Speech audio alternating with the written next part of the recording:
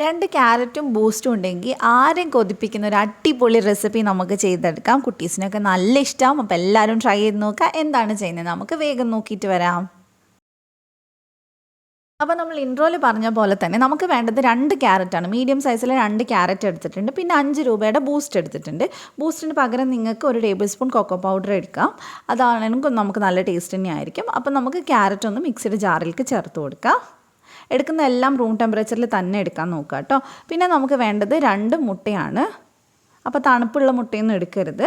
പിന്നെ നമുക്ക് 5 രൂപയുടെ ബൂസ്റ്റ് മൊത്തമായിട്ട് ഇതിലേക്ക് ചേർത്ത് കൊടുക്കാം. അപ്പോൾ നിങ്ങളുടെ കയ്യിൽ പാക്കറ്റ് ബൂസ്റ്റ് അല്ലെങ്കിൽ 1.5 ടേബിൾ സ്പൂൺ ബൂസ്റ്റ് ചേർത്ത് കൊടുത്താൽ മതി. നന്നായിട്ട് അരച്ചിട്ട് നമുക്ക് ഇതൊരു ബൗളിലേക്ക് മാറ്റി കൊടുക്കാം.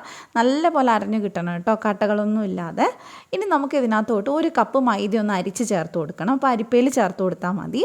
1 ടീസ്പൂൺ ബേക്കിംഗ് പൗഡറും 1/2 ടീസ്പൂൺ ബേക്കിംഗ് സോഡയും കൂടെ ചേർത്തിട്ടുണ്ട്. നന്നായിട്ട് നമുക്കിതൊന്ന് അരിച്ച് ചേർത്ത് കൊടുക്കാം. ഇനി നമുക്ക് വേണ്ടത് പൊടിച്ച പഞ്ചസാരയാണ് കേട്ടോ. അത് ഞാൻ 1/2 കപ്പ് ചേർത്ത് കൊടുക്കുന്നുണ്ട്.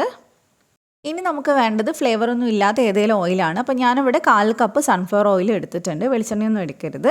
പിന്നെ നമുക്ക് വേണ്ടത് പാലാണ്. അപ്പോൾ ആദ്യം ഞാൻ 1/4 കപ്പ് ചേർത്ത് കൊടുക്കുന്നുണ്ട്. നോക്കിയിട്ട് മാത്രം ചേർത്താൽ മതി, ഒരുപാട് ലൂസായി പോകരുത്. അപ്പോൾ ഏകദേശം നമുക്കൊരു 1/3 കപ്പിൽ വേണ്ടി വരും.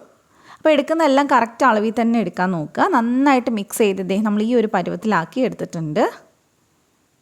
ഇനി നമുക്ക് ഇതിനകത്തോട്ട് 1 ടീസ്പൂൺ വാനില എസൻസും കൂടെ ചേർത്തിട്ട് നന്നായിട്ടൊന്ന് മിക്സ് ചെയ്തെടുക്കുക. അപ്പോൾ നമ്മുടെ കേക്കിൻ്റെ ബാറ്റർ റെഡി ആയിട്ടുണ്ട്.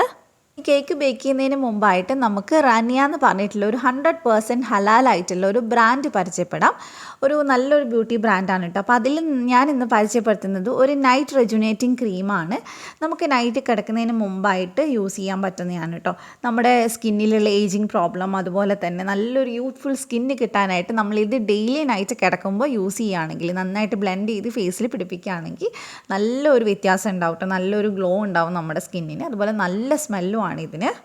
അതുപോലെ തന്നെ ഇവരുടെ എല്ലാ പ്രൊഡക്ട്സും മലേഷ്യയിലുള്ള വേൾഡസ്റ്റ് ലാർജ് ഹലാൽ ലാബിൽ ടെസ്റ്റ് ചെയ്തിട്ട് വരുന്നതാണ് കേട്ടോ. അതുപോലെ വെജിറ്റേറിയൻ ആണ്, പിന്നെ ആൽക്കഹോളിക് ഫ്രീ ആണ്, ഡെർമറ്റോളജിക്കലി ടെസ്റ്റഡ് ആണ്, നമുക്ക് ധൈര്യമായിട്ട് യൂസ് ചെയ്യാം.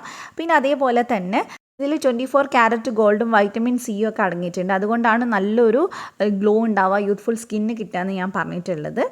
അപ്പോൾ താല്പര്യമുള്ളവരൊക്കെ ഒന്ന് ട്രൈ ചെയ്ത് നോക്കുക. ഞാനിതിൻ്റെ വാങ്ങാനുള്ള ലിങ്കും കാര്യങ്ങളൊക്കെ ഡിസ്ക്രിപ്ഷനിൽ കൊടുക്കുന്നുണ്ട്. അപ്പോൾ നമുക്ക് ഇതിൻ്റെ ബാക്കി പരിപാടി ചെയ്യാം കേട്ടോ.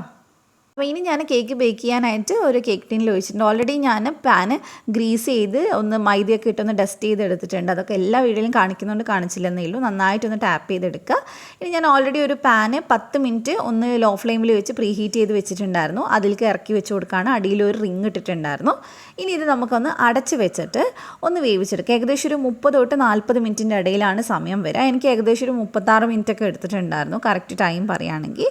നന്നായിട്ട് ബേക്കായി വന്നിട്ടുണ്ട്. ഇടയ്ക്ക് ഒരു 30 മിനിറ്റ് കഴിഞ്ഞിട്ട് ഇതുപോലെ ഒന്ന് സ്ക്യൂറോ എന്തെങ്കിലും വെച്ചിട്ടൊന്ന് കുത്തി നോക്കിയാൽ മതി, ഒട്ടിപ്പിടിക്കുന്നുണ്ടോ ഇല്ലയോ നോക്കുക. അപ്പോൾ നല്ല പെർഫെക്റ്റ് ആയിട്ട് വന്നിട്ടുണ്ട്.